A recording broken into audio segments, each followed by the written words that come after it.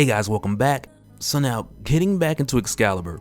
At this point, at face value, it's gonna feel like it's taking a weird turn. But stay with me because by the end of it, I'm gonna try to make it make sense. Because people I've talked to in particular about this issue, they felt pretty lost, but it made sense to me, so I'm just gonna give my interpretation. So let's go. But first, if you're new here, be sure to subscribe to catch the spills every week. And don't forget to hit that bell up top so we can squat up in the comments for the first hour.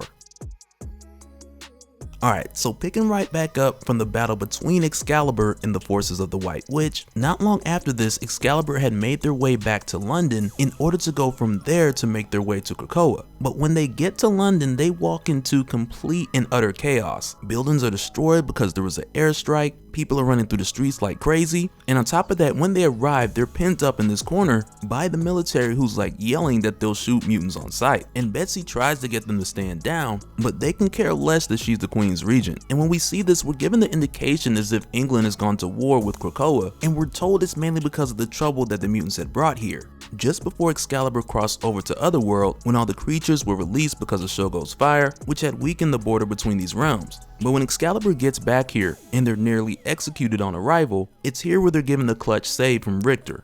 But with stopping these soldiers, it really just buys them some time, so they still gotta find their way to the closest gate and try to make their way back to Krakoa as quickly as possible. But there's a little problem with that, because all the gates have been burnt down, like all of the gates that are in England, which makes sense if England is at war with Krakoa, but in the case of Betsy and the others, it really just means that they're gonna find their way back to Krakoa like the old-fashioned way, which even still will be extremely difficult with them essentially being on enemy ground during a time of war. And even with the gates destroyed, Betsy tries to take a piece of what's left and open another gate with one of the flowers remaining, but it doesn't work. And it's pretty much like this whole situation is just a living nightmare. And at this point, the best plan that they put together is to steal a boat and use that to make their way to Krakoa, but even still, because of the conditions, that plan has a slim chance to succeed. But just when it seems like all hope is lost, they're met with the arrival of this flying boat, which is fueled by legit fire. But that's not even the crazy part. But the crazy part is the captain of this boat is Kate Pryde.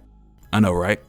And that part will clear up in just a minute. But when Kate comes here, she essentially lets Betsy know that she came to get her and the others because Krakoa has pretty much gone into a state of emergency. They're calling all the mutants back to the island, and the council sent Kate out here to get Betsy and the others, as well as anyone else who had trouble making their way to a gate or couldn't get to Krakoa by other means. So as a result, Kate Pryde is on this mission to find who she can and bring them home. But also, to be clear, at this point, Betsy doesn't mention anything about Kate's death, mainly because at this time, that's something that few people have discovered yet. So it makes sense why it's not the conversation here. But it isn't long before we find out that the fire that is fueling this ship, that is actually coming from Rachel Summers, who Kate says that Rachel is concentrating on fueling the ship so she can't really talk to nobody. But Rachel's pretty confident that she can multitask, but even still, I wouldn't recommend that they test that because, you just fall out of the sky. But not long after this, Kate then tells Betsy that while she was in England, she also found Pete Wisdom, who had been killed by special forces while he was in England. And prior to this point, we've known that he's important to Betsy, more recently with him showing his feelings for her, but on her end, she's more caught up in her duty. But as they make their way to depart from England, Betsy insists that they stop by the Braddock lighthouse, just to make sure that it's still standing. And it's when they make their way there that all of this turns on its head. Because as it turns out, from the arrival back to England all the way up to this point, with the war between Krakoa and England and all of the chaos, this has all been happening in a pocket reality created by Jamie Braddock, who at this point in time is still in Otherworld within the laboratory of Apocalypse, explaining all of this to Morgan Le Fay, who in her case, she's been there for some time with Apocalypse doing his living autopsy and using her physiology to study magic. But with Jamie creating this pocket reality and seeming to be doing this just for his own amusement and then bragging about it to Morgan Le Fay because she's the only person there really to talk to, but with doing this, he expresses that it gives him an idea, because at one point where there was many Captain Britons and there's only one now, because all the others were killed along with their realities, but Jamie makes the point that, well, those were just realities, which is something that only him and few others can say, being that he can just pull another reality out of his pocket. But with expressing this, he more or less lets her know that he could bring back the whole Captain Britain Corps in his own way, single-handedly if he wanted to. But see, the way that things are set up, like as far as Jamie's powers, the way they work is just, it's matter manipulation. And because of that, it's not like he would just pull a Franklin Richards and create a whole universe, but instead he just repurposes the building blocks of a reality in order to make it whatever he wishes it to be. And at this point, this is what he sculpted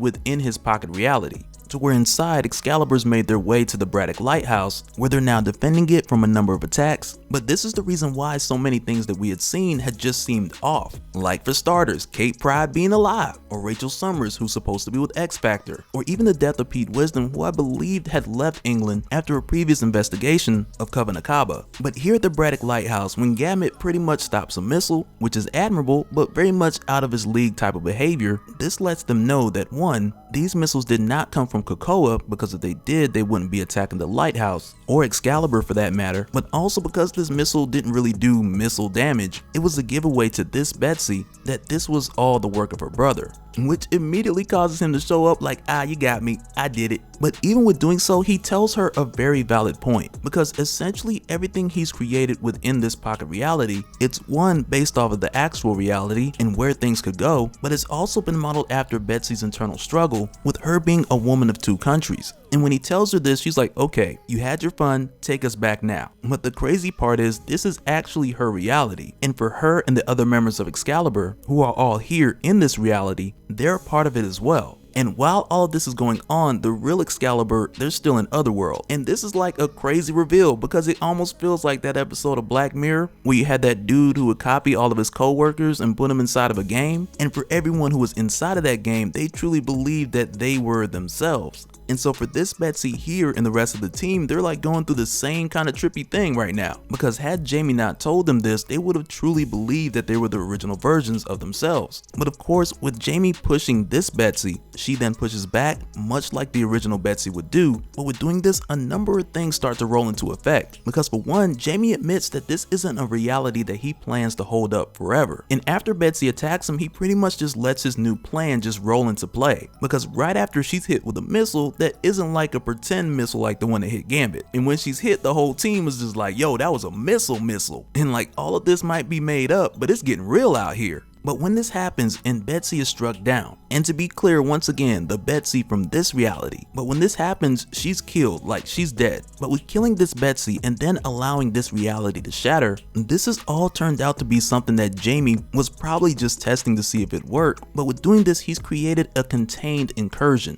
So much like we had seen with Time Runs Out, when like your 616 was colliding with your 1610, Jamie Braddock pretty much used that same concept to collide a reality that he created as his pocket reality to come crashing into the main Marvel universe. And as it shatters, the single amulet which was held by Betsy, it then becomes multiple amulets to where each are picked up by every member of Excalibur, and with doing so, they then become each a new Captain Britain, which was very much what Jamie was talking about when he had told Morgan Le Fay that he could bring back the Captain Britain Corps if he really wanted to do so. And with using this method moving forward, it's not like they're just constructs of Jamie Braddock, but as he expresses, they're instead a mixture of his reality with elements of the reality that pre-existed. And though this concept may seem off the wall, it's kind of genius at the same time, because to break it down once again, with Jamie making a copy of Betsy Braddock, and then along with her the other members of Excalibur, but with doing so pretty much using her as a martyr to springboard these other members into each becoming a Captain Britain, who have now crossed over into the main reality. It's essentially Jamie bending the rules as far as his powers would let him. And for someone who can manipulate reality, those rules can be bent pretty far. But also in relation to what we had seen previously with Queen Saturnine, the White Witch,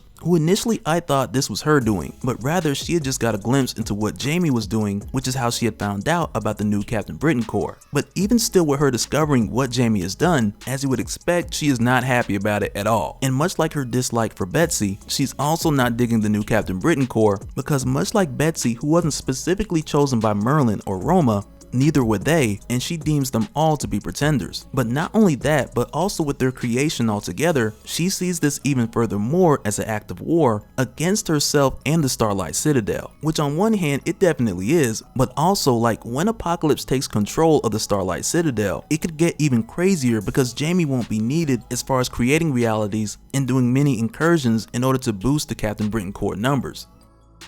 But real quick, I just want to give a shout out to all the Patreons.